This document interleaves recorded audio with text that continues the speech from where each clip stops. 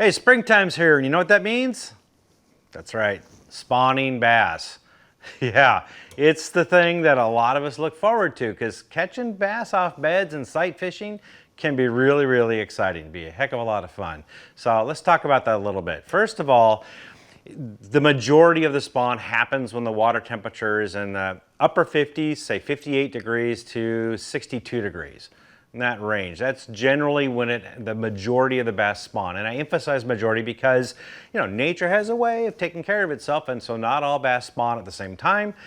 There's a good chunk of them that actually spawn earlier than that when the water temp's in the low to mid 50s. They're typically deeper, in like 10 feet of water or so. We'll get to depth in a minute. And then there's another flight that tends to spawn later. When the temp's in the upper 60s and low 70s, you'll get another wave of that. And yes, sometimes bass do spawn more than once in a year. There's sometimes bass that do spawn in the fall. Some of you have noticed this and like, well, it looks like he's spawning, but that's really weird. It's like, September. Yeah, they do that. Not all of them. It's a much smaller percentage, but yes, sometimes they do that. But we're talking about spring. We're talking about upper 50s, low 60s. Here we go. So what do? First of all, you want to break out your 7'1", medium heavy, fast action bait casting rod rigged with 15-pound fluorocarbon line. Why that? Well, the bait casting rod, that one is the most versatile of all. It's super versatile. The beds are going to be anywhere on, like, against breakwater or bridge pilings, or they're going to be on dock pilings, boat docks. That can be next to a log, stump, or a boulder. I mean, buried in weeds. So your 7'1" medium heavy rod is going to be your most versatile jack of all trades rods to come up against all that stuff. Plus that fluorocarbon line, you want clear line. This is definitely a slow moving process. The baits are moving slow. The bass are going to have time to examine your offering, and you certainly don't want them to see your line. So fluorocarbon line is what you want to have. The other piece of equipment you need to have is polarized glasses. You have to be able to see underwater, and polarized glasses enable you to do that. So make sure you got a good pair of polarized glasses. These bass typically in this 58 to 62 degree water temperature, they spawn in less than 5 feet of water. But if they spawn earlier, when the water temperature is cooler, they're typically in 10 feet or so, sometimes 15 feet of water. So you guys that are fishing for those pre-spawn bass, and you're out there, casting away to the banks, you could be going right over the tops of beds, and typically it's the bigger fish that spawn first. So you might want to check every once in a while, pull out a little bit and look a little bit deeper. You might see some big bass that are spawning earlier than you would expect. But generally speaking, from then on out, they are shallower. And what you're looking for, if you haven't seen a bedded, a bass bed before, it's kind of a round dish plate size. Usually a foot to up to 3 foot. Sometimes they can be really big. Smallies especially like to make really big beds for some reason. The size of the bed is not relevant or relative to the size of the bass. I've seen some really big beds with a little buck bass on it. Very ambitious. So, don't just go around looking for the biggest bed you can find thinking you're going to find the biggest bass. It's not true. But it will typically be a lighter or darker color than the surrounding areas, depending on the composition of the bottom of the lake or river that you're fishing in. So just look for that kind of a dinner plate size. That's the average size of a bass bed. And they're going to be butted up against something. Usually it'll be up like against a dock piling or seawall, or usually a lot of man-made stuff, breakwater. They're going to be up against maybe a riprap, against a log or stump, something like that. One of the things I've noticed with largemouth is largemouth, I guess they're private, I don't know, but they don't like to be in sight of another largemouth that's spawning. So maybe they're just really modest. I don't know. But if you found a bed for largemouth, there's not going to be one within visual distance of it. They keep themselves separated. Now that doesn't mean they won't be close, because sometimes you can have like a laydown, it's a big log, and you can have one bass bed on one side of the log and another bass on the other side of the log, or a big rock, giant boulder the size of a Volkswagen, for example, and you'll have a bass on one side and another one on the other. If they can't see each other, they're happy. They're fine. Smallmouth are more communal.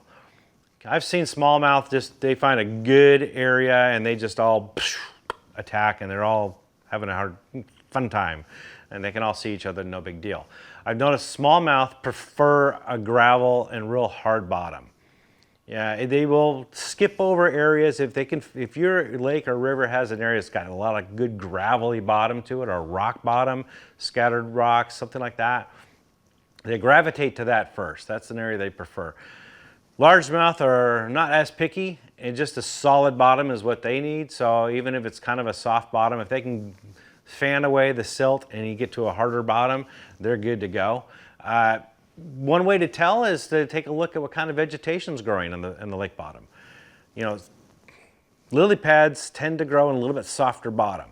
That's not to say you won't find largemouth spawning around lily pads, you will, but as a percentage, you'll find more that are spawning around a harder bottom that's like pencil reeds will grow in, and cattails. They tend to grow in harder bottom, harder soil. So if you got a lake that's got a lot of lily pads and it's got a lot of reeds and stuff, I would go to the reeds, because you're going to probably have a larger population there that are spawning than in the lily pads, just as an example. But those are the things you want to look for when you're fishing for these spawning bass. Now, before I get into how to fish for them, I want to make something perfectly clear, guys. When you catch these guys, photograph them, weigh them if you want to, and then let them go right away. Just let them get right back and let them do their thing.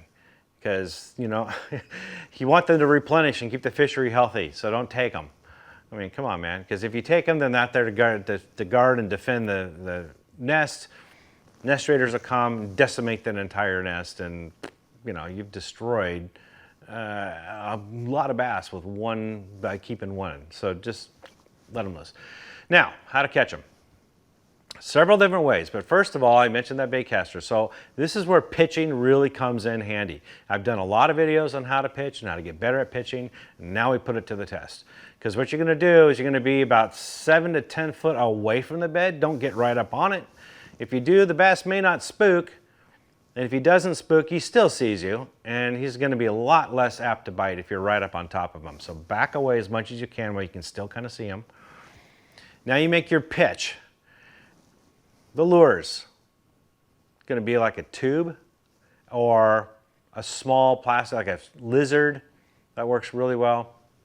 I can have a small jig, but I really shy away from that, and I'll tell you why in a minute. But I like to use tubes. I like to use little 3-inch grubs. I like to use, you know, little lizards. Those work really good, 4-inch small ones. In a bright color. The color doesn't really matter, but you need to see it. So a white color or a pumpkin seed, or sorry, white color or a bubble gum works really well. Pitch it past the bed. Real light weight on these, maybe an 1/8 ounce weight. Super lightweight. It's not because you want a slow fall, but it's because what you're going to do next is you're going to drag or kind of hop that bait up to the edge of the bed and let it sit. The bass will probably notice that something moved in their area, and they might be a little frazzled by it. They'll move around, look at it, let him settle a little bit, kind of not move as much, and get settled back to where he was sitting. Note where he was sitting, by the way, before you make the cast, because that's important, because that's his happy spot. So wait till he kind of settles back into that. And now what you're going to do is kind of move your rod tip lightly and just kind of wiggle it, just kind of jiggle it a little bit as you kind of crawl it up into the bed. You don't want to drag it into the bed. So this is why you don't want that heavy weight. You're not going to dredge a trench through the bed. You're just going to lightly let it kind of come across, skip across the top of the bed, and a little bit of vibration, and let it stop. Bass will come up. He's going to go, what the heck is that? He's going to go look at it. Let it sit. Now this is where things get fun. If you've ever had, okay, let's say you really like German Shepherds or Labradors or quarter horses, right? And you've had several through your lifetime. Even though they look very much the same, they all have their own individual personalities and their own quirks. Definitely they are different from one another. And I firmly believe bass are that way too. And so what happens next when you work a bed really depends on the personality of the bass. And I call it the personality. Come on, let's not get in a biological debate in here. Yeah, okay. I'm saying personality to help you understand that they react differently to the same presentation from bass to bass to bass. So what you want to do here, typically what I do is to start off with is I do that little jiggle, move it, the bass sees it, cool, then I'll give it a little bit of move and see what he does, if he reacts to it or not. Sometimes they immediately bite it, a lot of times they don't. And you jiggle a little bit more, and sometimes they come up to it and they're checking it out, and then you just jiggle it in place, give it a little bit of movement, let it sit. Sometimes long pauses is what you need to do, let it sit, and play with that. A little bit of jiggling, a little bit of maybe a hop or two, pausing, and you're gonna work it past the bed and out at some point, and the bass is not gonna be interested anymore. He's gonna go back to his bed. That's when you reel back up, cast again, and try again. You need to experiment with length of pauses, how much you hop it, how much you jiggle it. Play around with that. Several things to think about when it comes to this. First of all, a lot of times what happens is a bass will watch it and come up to it and look at it and won't bite it. And you've got to get a cue here as to whether or not they're going to bite or not. And what I've learned is a few characteristics. First of all, if you make a cast and it's past the bed and it plops down, as soon as that bait hits the water, even though it's not on top of his head, the bass takes off, he's gone. He is out of there, Jack. And if he comes right around, he spins right back around, comes back on the bed, then that's okay. But if he takes off and you're sitting here going, where'd you go, buddy? And you wait and you wait and you wait. And to me, it's like if it's more than 30 seconds, more than 45 seconds before he finally comes back to the bed, it's gonna take a lot of work to catch him. It's not that he's not catchable, but he's real skittish and he may have been caught before or several times before, but I don't know what the deal is. But at this point, by the time I approach him, he is really wary and not as willing to bite. I've been able to get them to bite, but it takes like an hour sometimes longer than that, which feels like a small victory when you finally do get them to bite. And you learn an awful lot by coaxing those bass to bite. It takes a lot of work and effort to do that, but I've come to the realization if I see one that's real spooky like that, I just pass and move on to the next one. This is also the reason why you don't want to drop your bait right on top of the bed, because almost always they scatter. And now they're spooked and they're jittery and you've really reduced your chances of them biting. All right, so throwing back out there, bringing it on back, playing around with it. This is what happens sometimes. A bass will, he's showing interest in it, but he's not biting it. Watch. If they're sitting there and they start doing this a lot, if this starts to move around an awful lot, that's showing that they may bite. They get a little more excited, a little more interested, and that's an indication they may bite. Another one is what I call barking. Is literally what they'll do, they almost like they blow on it. They open their mouth and and it looks like they're barking underwater. And if they bark at it, then that's a surefire sign that they are going to bite. They are getting close to biting. Sometimes 5th, 6th, 7th cast, you'll see them bark at it and like, okay, I almost got you now, buddy. Maybe the next cast or two and you'll bite. What happens though sometimes is when they bite, smallmouth are really notorious for this, but largemouth do it too, is sometimes, they are not interested in eating. I want to make this really clear. So they're not going to bite because they're hungry. So they want that thing out of their nest. They want it gone. And so a lot of times they're trying to spook it, they're trying to scare it, they're trying to threaten it so it goes away. If that doesn't work, then they might nip at it. Or maybe even pick it up and carry it off the nest and drop it. And what I mean by that is a lot of times they pick it up by the tail where the hook isn't and they'll carry off and drop it. And you see the bait, they got it, whoa, set the hook. And all you're doing is just pulling the bait out of his mouth. The hook is already out, so you never hook them. I've had sometimes pick it up by the shank of the hook, those little devils. They'll do that. And, set the hook, you just pull the hook right out. It's frustrating, it's maddening. And sometimes a bass will do that over and over and over and over again, and you just never hook them. So with those, what I'll do is I'll take a tube bait and I cut off the skirt end of it, or a grub and cut off the tail end, or maybe even use like a Ned rig. and have the hook that goes all the way to the back. It's almost hanging off rather than even in it. But I have to Texas rig it, because if you Texas rigging it, you got to do that with this plastic baits, because you're going to get hung up doing this, because they're usually around some kind of cover or something where you can get hung up. So you have to Texas rig it. But you can at least shorten that bait up so that hook is as far back as you can get it. And that can increase your chance of hooking that fish that's just nipping at it and picking it up and dropping it off. Increases your odds. One little other thing that I've noticed is sometimes you can cast and cast and cast and never get them to react to it. And with those bass, I try to threaten them with the bait. I literally chase them with the bait. I come up and I knock them on the head with it. I reel it up, I just cast out, and I don't even hit the bottom. I just cast out and reel up and bam, and hit them. And reel it back in, cast back out, and reel it back in and hit them. And sometimes, you know, that line goes over the back of their back, and they feel that, and they swirl around and move, and so I'm trying to dodge it this way or this way and trying to get it to hit them and try to threaten them with it.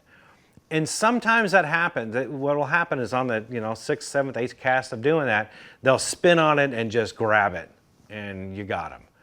Just, I don't know if it's out of aggravation or what, but sometimes a bass will do it. Other bass, going back to that personality thing, other bass, you do that and they're gone, they run away. Like, well, I'm out of here, Jack, this thing's trying to kill me, I'm gone. Other bass, sometimes they don't want that tube, they want that grub. Or they'll only hit a lizard. So when you go to the next bed, you gotta learn that bass all over again. What is it that's gonna trigger him? Right, so this is why you gotta have a couple of different baits, a couple of different ways of fishing them, the ways I'm telling you. There's a lot of different ways you can get them to trigger, and you gotta figure out what that trigger is gonna be for that particular bass. And sometimes there's a spot on that bed that he's like, that is his hot button. If you get your bait on that spot, then he's gonna nail it. And it's almost always never the center. The nest and the eggs almost are never in the center of the bed. They're usually off to the side somewhere. And that brings me to the next point. You gotta be real careful. Don't use a jig to drag across the bed. I've even one time I caught a bass dragging a spinnerbait across the bed. And I felt really good about that until I realized I dragged it through the eggs. And I had eggs stuck on the skirt. And even though I caught that fish, I ruined his nest. And this was decades ago, but it still bothers me to this day. Any kind of a bait, like a jig or spinnerbait that's got skirts on it, just don't use it for this technique, because it will sweep the nest of all the eggs. It just acts as a big broom and just sweeps it right. So don't use a jig on this kind of stuff. Please don't, because you're gonna destroy the nest. So, with all that in mind, you can go out there and hopefully catch a few bass on beds, and it's real exciting to watch them react to it and to entice them and get them to bite. Just be sure to release them once you are through taking a picture of them. All right, for more tips and tricks like this, visit bassresource.com.